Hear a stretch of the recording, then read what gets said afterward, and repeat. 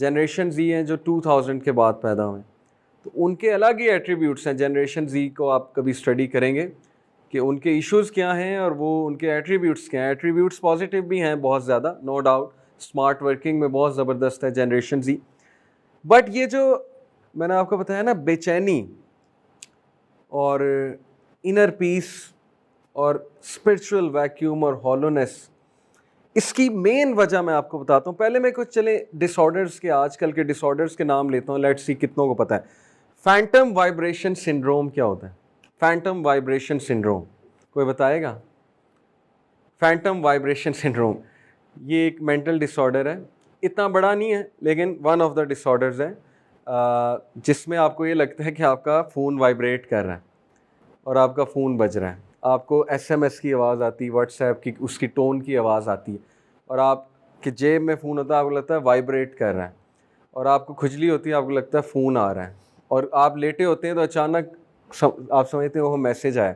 इसको कहते हैं फैंटम वाइब्रेशन सिंड्रोम। इतना सीवियर नहीं है, लेकिन मैं बताना ही चाह रहा हूँ कि ये वन ऑफ द डिसऑर्डर्स, आजकल सोशल मीडिया के डिसऑर्डर्स डिस्कस कर रहा हूँ, कि इंसान इस हद तक इस चीज़ से अटैच हो चुका है कि उसकी जो ब्रेन की जो वायरिंग है ना, ब्रेन में जो न्यूरॉन्स होते हैं उनकी वायरिंग होती है, वो इस तरह हो चुकी है कि अब वो सबसे पहली चीज़ यहाँ से एक्सपेक्ट कर रहा है। सबसे पहली चीज़ ये brain, this is how it works, कि जो चीज़ ब्रेन में सबसे ज़्यादा वायरिंग हो जाती है ना, जिस चीज़ के बारे में पाथवेज की वायरिंग हो जाती है जिस चीज़ के बारे में, उसके हवाले से सबसे ज़्यादा कॉन्शियस हो जाता है ब्रेन। तो ये चीज़ ने इतना हमें वो बना दिया कि एक सिंड्रोम पैदा हो चुका है जिसको कहते हैं फैंटम वाइब्रेशन सिंड्रोम।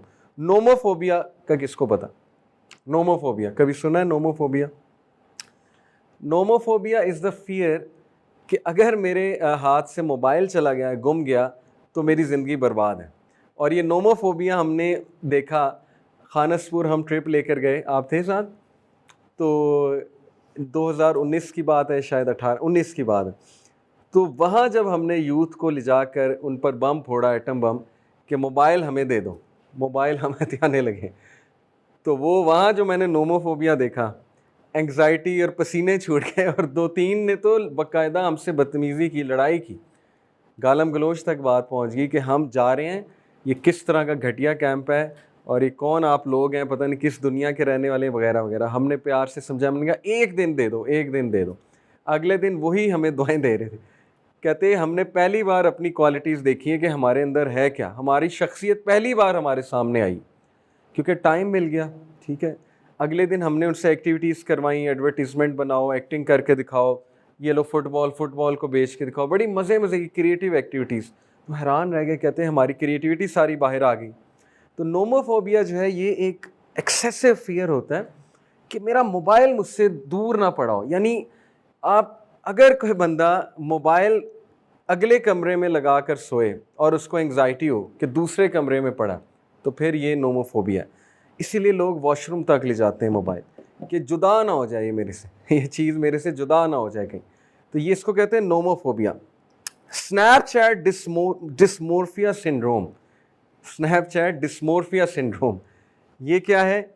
कि फ्लॉलेस लगने की एक ऑब्सेसिव कंपल्सिव डिसऑर्डर।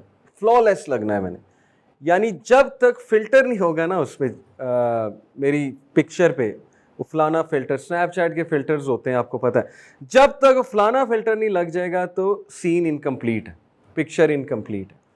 और ये इतना बड़ा सिंड्रोम बन चुका है कि लोग, लड़कियां खाना पीना छोड़ देती हैं, जिसको कहते हैं ना एनेरोसिया नर्वोसा। ये एक डिसऑर्डर है कि बच्चियां, छोटी छोटी बच्चियां, 14-15 साल की बच्चियां, वो खाना खा के उंगली मुंह में मारती हैं और उल्टी कर देती कि खाना तो खा लिया। ये रियल में है, ये डिसऑर्डर ऑस्ट्रेलिया में बहुत ज़्यादा है। अपने फिगर को मेंटेन करने, अपनी स्माइल को, चीक बोन्स को और ये नज़र आनी चाहिए सारी चीज़ें, वो फिल्टर टाइप शक्ल नज़र आनी चाहिए। तो स्नैपचैट डिस्मोर्फिया सिंड्रोम जो है ये हमारी कैसी पर्सनैलिटीज़ बना रहा है। इसमें मैंने एक आर्टिकल पढ़ रहा था कि इससे यूथ में ये वाली चीज़ आ रही है कि परफेक्ट जो है ना वो गुड है और गुड डिस्कार्डेड है।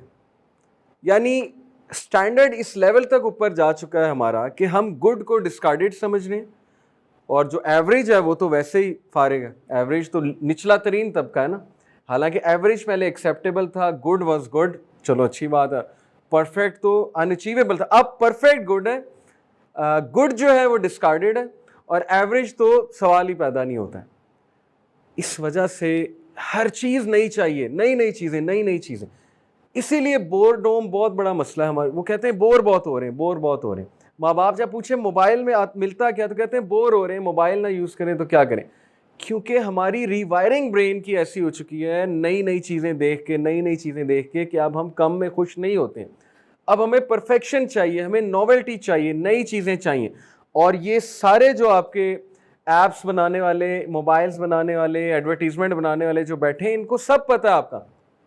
आप जर्नलिज्म अगर आप में से कोई पढ़ता है, मैस कम्युनिकेशन, जाके आर्टिकल्स पढ़ें कि एडवर्टीजमेंट वाले कितना स्टडी करते हैं आप लोगों को, जनरेशन जी को, कि जनरेशन जी का अटेंशन स्पैन है 8 सेकंड्स और गोल्ड फिश का 9 सेकंड है। गोल्ड फिश जो है वो मशहूर है कि सबसे ज़्यादा नालायक फिश जो है अटेंशन के हवाले से, वो गोल्ड फिश है।